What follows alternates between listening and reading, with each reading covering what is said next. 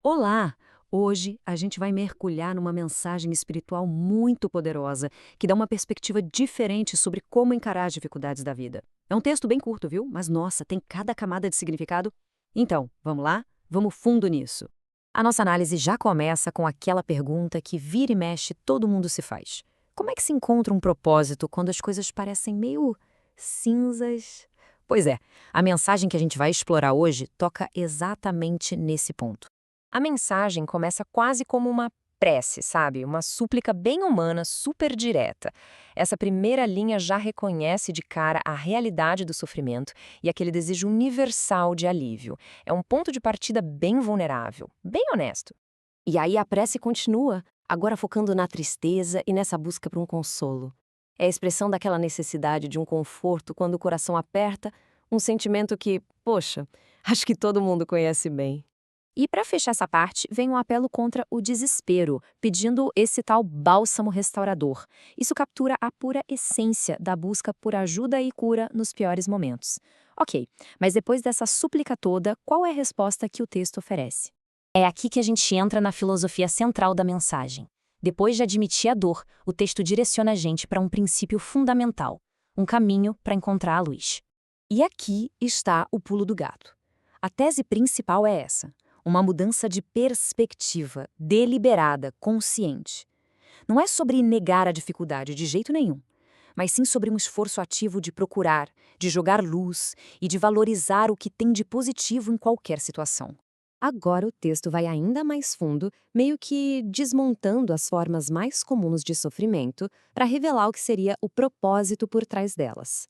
É uma tentativa de dar sentido para a diversidade. Dá uma olhada nessa tabela. Ela tenta dar um sentido para esses diferentes tipos de sofrimento. O texto sugere que o mal não é algo aleatório, mas sim uma consequência da nossa própria imperfeição, servindo como uma lição ou até um resgate de ações passadas. Já a dor é apresentada como uma espécie de correção moral, um mecanismo para colocar a gente de volta nos trilhos. E por fim, a lágrima. Ela pode ter duas origens bem diferentes, como a gente vai ver agora. Falando nas lágrimas, o texto apresenta uma dualidade fascinante. Uma lágrima pode, sim, representar uma perda, mas também pode ser sinal de uma conquista. A mensagem meio que nos convida a fazer uma autoanálise para entender a verdadeira razão por trás dela. Será que essa lágrima vem de algo que se foi ou de um crescimento que foi alcançado?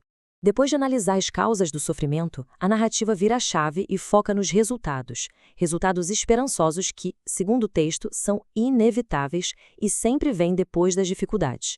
O texto chama esse processo de transformação. A ideia aqui é que, não importa o quão escuro o momento pareça, o resultado final é sempre a vitória do bem e da luz. É uma visão, uau, fundamentalmente otimista da jornada da vida.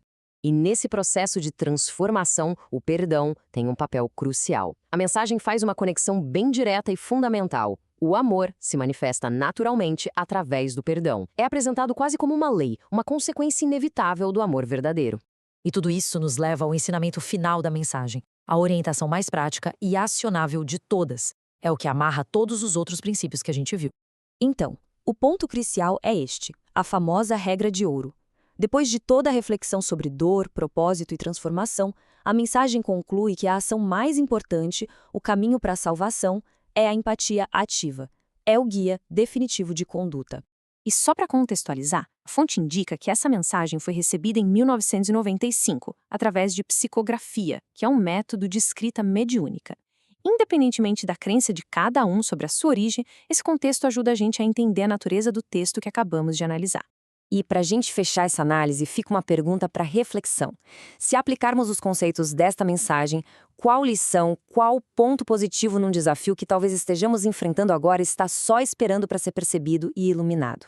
A resposta, claro, é uma jornada bem pessoal